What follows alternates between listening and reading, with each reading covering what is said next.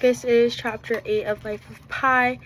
I possibly might be doing part 1 and part 2, so just in case this is going to be part 1. We commonly say in the trade that most dangerous animals in the zoo is man. In general way, we mean how our species' excessive predatoriness has made the entire planet our prey. More specifically, we have in mind the people who feed fish hooks to otters, razors to bears, apples and small nails in them to the elephants, the hardware variations. On the theme, ballpoint pens, paper clips, safety pins, rubber bands, combs, coffee spoons, horseshoe pieces of broken glass, rings, brooches, and other jewelry, and not just the cheap plastic bangles, gold wedding bands, to drinking straws, plastic cutlery, ping pong balls, tennis balls, and so on, are obituaries to zoo animals that have died from being fed foreign bodies would include gorillas, bison, storks, rays, ostriches, seals, sea lions, big cats, bears, camels, elephants, monkeys, and most every variety of deer ruminant in the songbirds among zookeepers. Death is famous. He was a bull, elephant, seal, and a great big venerable beast of 2 tons, star of the European zoo, loved all visitors. He died internally bleeding after someone fed him a broken beer bottle. Though cruelty is often more active and direct, the literature contains reports many tournaments inflicted upon zoo animals. A shoebill dying of socks after having its beak smashed with a hammer, a moose sting losing its beak, along with stripes of flesh size of index fingers, a visitor's knife, and some moose poisoned. 6 months later, a monkey's arm broken after reaching out of a profound nuts, as deer antlers attacked with a hacksaw, a zebra stabbed with a sword, and other assaults on animals with walking sticks, umbrellas, hairpins,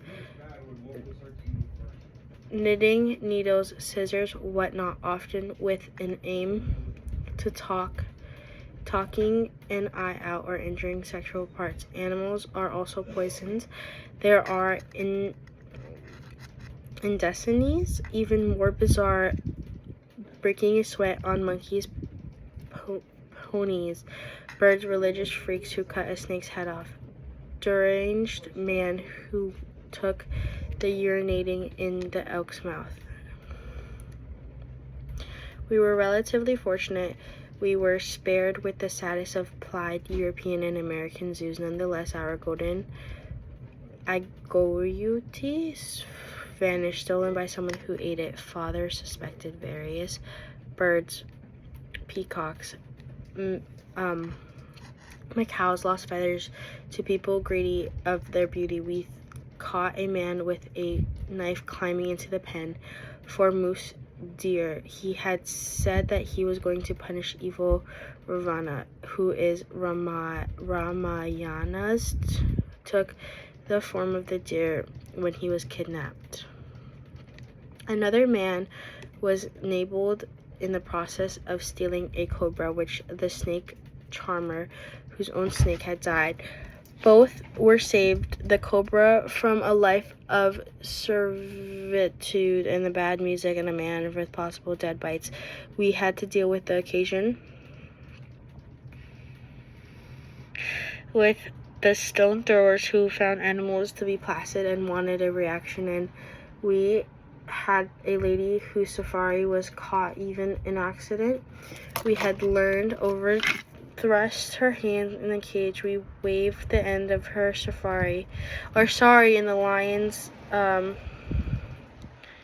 the lions were carnivores. Our worst troublemakers were visitors who gave food to animals. Disturbances which had been the busy days at our zoo.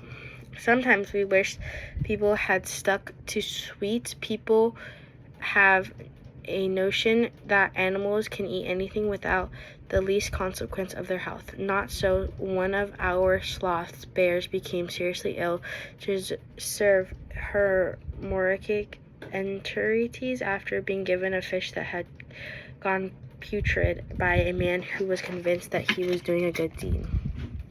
Just beyond the ticket booth, the father had painted on the wall in bright red letters the question, "Do you know which is the most dangerous animal in the zoo?"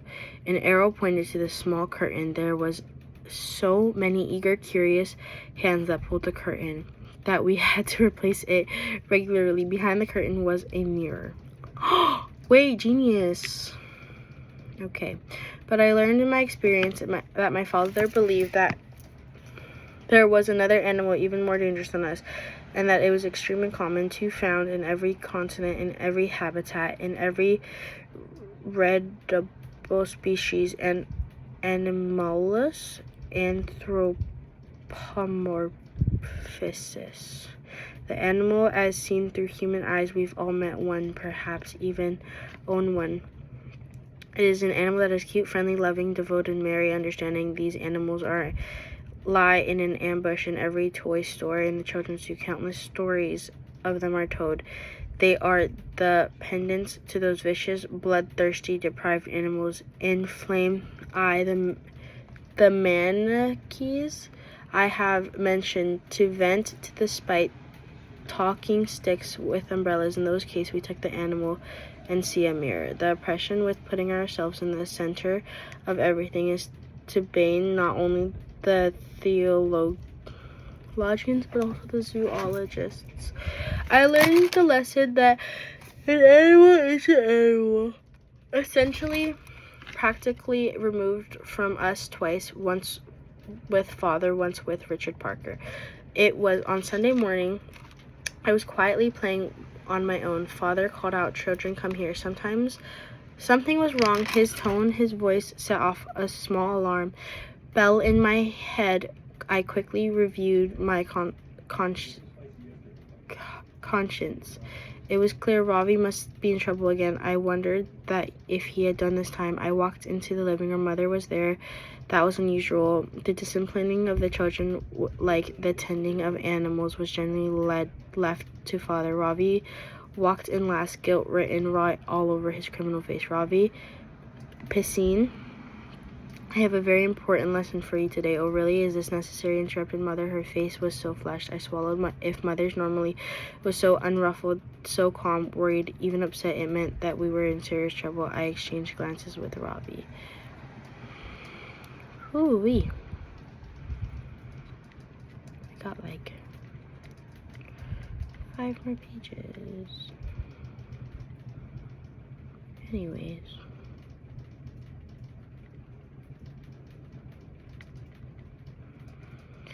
"Yes, it is," said Father, annoyed. "It may be very well save their lives. Save their lives." It was no longer a small alarm bell that was ringing in my head. They were being bells now, like the ones we heard from Sacred Heart of Jesus Church, not far from the zoo.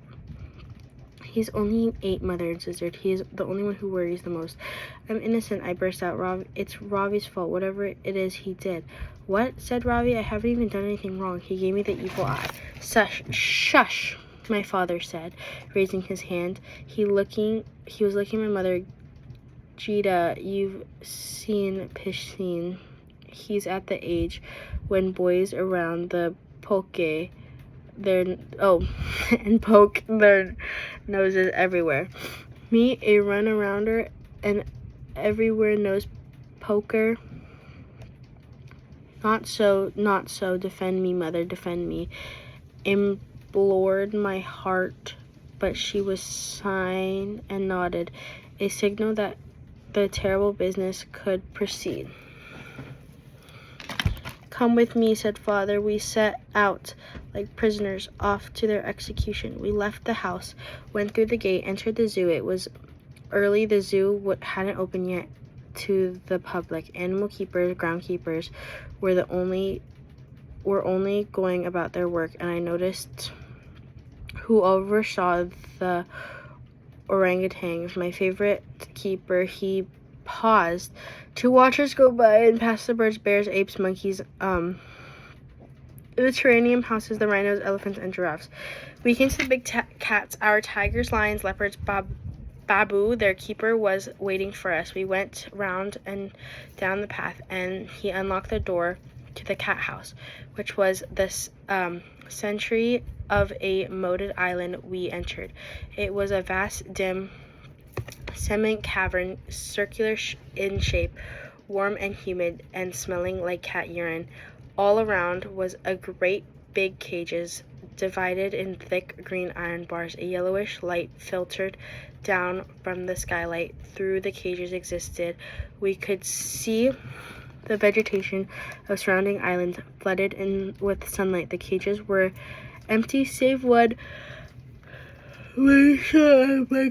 tiger, a lanky, hulking beast of 550 pounds, had been detained. As soon as we stepped in, he lopped up to the bars, and his cage set off a full throat snarl, ears flat against the skull and round eyes fixed on Babu. The sound was loud and fierce and seemed to shake the whole cat house. My knees started quaking. I got close to Mother. She was trembling too. Even Father seemed to pause and steady himself. Only Babu was indifferent. The outburst and the searing stare that bored into him like a drill. He had a tested trust in iron bars. Mahisha started pacing to the fro against the limits of the cage. Father turned to us. What animal is this? He bellowed above Mahisha, snarling. It's a tiger, Ravi. I answered the unison, obediently pointing out the blinding obvious. Are tigers dangerous? Yes, Father, tigers are dangerous. Tigers are very dangerous, Father shouted. I want you to understand that you are never under any circumstance to touch a tiger, to pet a tiger, to put your hands through the bar's cage, even to get close. A cage, is that clear, Ravi? Ravi nodded yes vigorously. Piscine, I nodded yes more vigorously. He kept his eyes on me. I nodded so hard that I'm surprised my neck didn't snap and my head fall onto the floor. I would like to say in my own defense that though I may have been anthropomorphized the animal till they spoke fluent English, the complaining and uppity British ancestors of their tea being cold and the baboons planning their bank robbery getaway in a flat, menacing tones and American gangsters. The fancy was always conscious. It quite deliberately dressed wild animals, tame costumes, and of my immigration, but I never deluded myself as the real nature of my playmates. My poking nose had more sense than that. I know where Father got the idea of the youngest son itching into the step cage, the ferocious carnivore. But whoever the strange worry came from, my father, the warrior, he was clearly determined to rid himself of that every morning. I'm going to show how dangerous tigers are, he continued. I want you to remember this lesson for the rest of your lives. He turned to Babu and Babu nodded. Babu left. Mahisha's eyes followed him, and his eyes did not move from the door he disappeared through. He returned a few seconds later, carrying the goat with its legs tied. Mother gripped me from behind. Mahisha's snarl turned into a growl deep in my throat. Babu unlocked the open, entered, closed, and locked the cage next to the tiger's cage. Bars and trap doors separated the two. Immediately, Mahisha was up against the dividing bars, pawing them. To his growling, he now added explosive arrested wolves. Babu placed the goat on the floor. Its flanks were heavily violent, and its tongue hung from the mouth, and its eyes spinning orbs.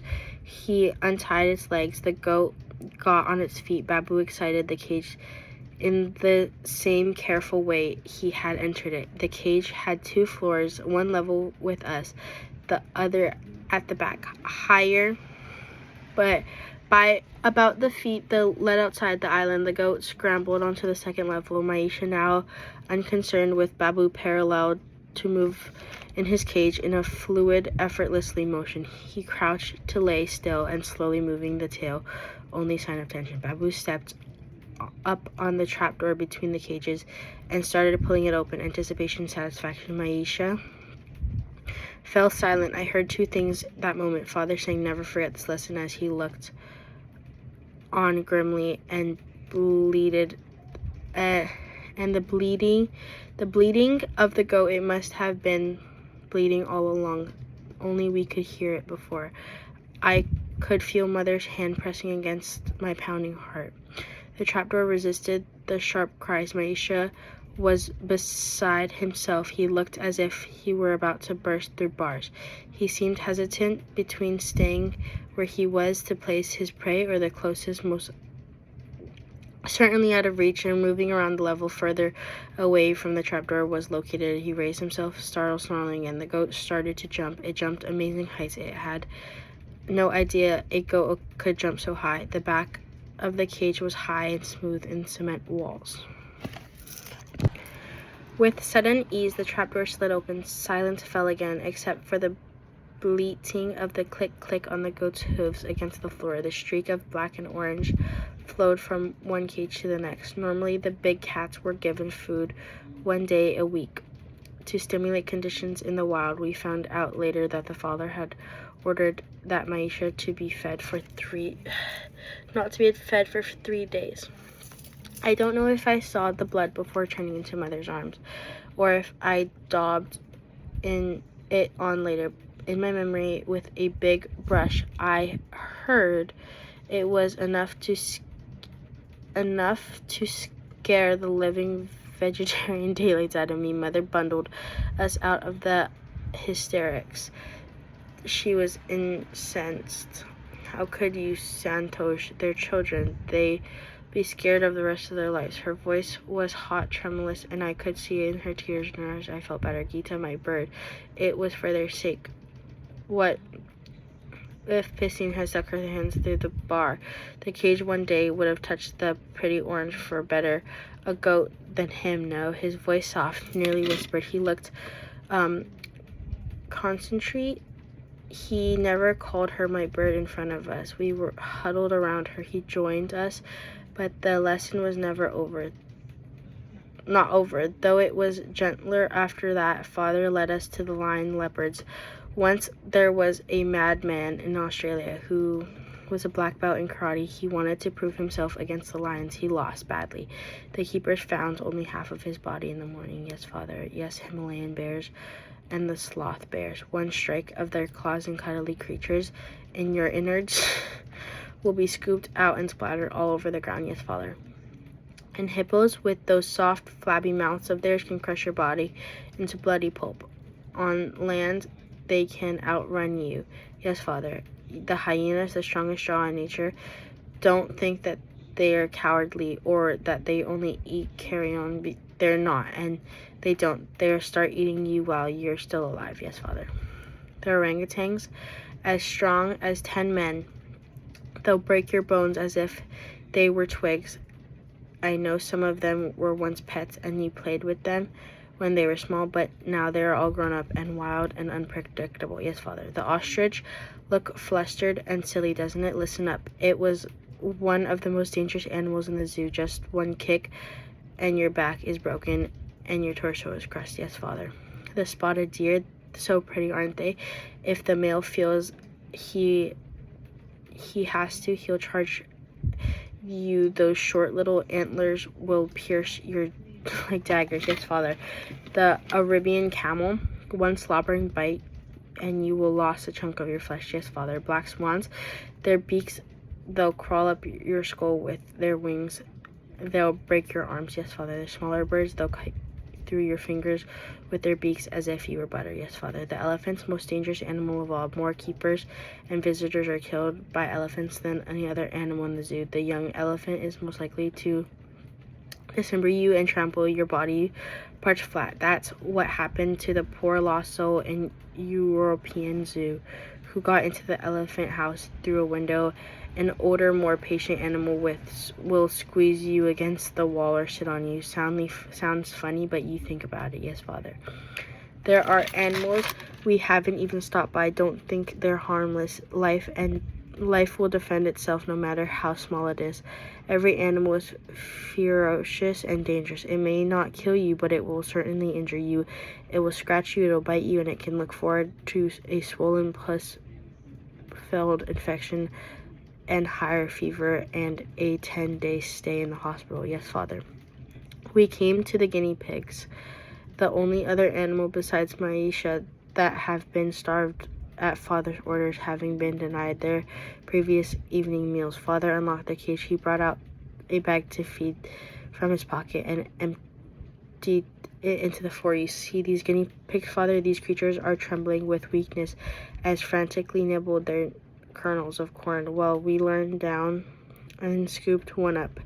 They are not dangerous. The other guinea pigs scattered instantly. Father laughed. He handed the squealing guinea pig he meant into Ito, and on a light note.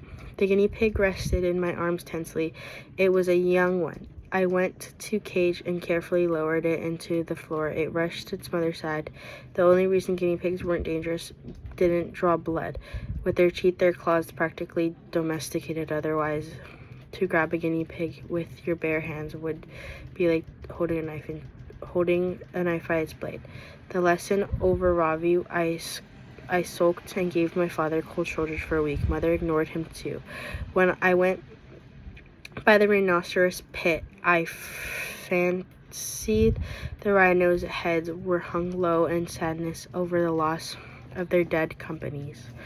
But what can you do when those who love your father, life goes on, and you don't touch tigers, except that now. For having accused Ravi of an unexpected crime he didn't commit. I was as good as Dad in the years subsequent when he was in the mood of terrorize me. He wouldn't whisper to me, just wait till we're alone, you're the next go.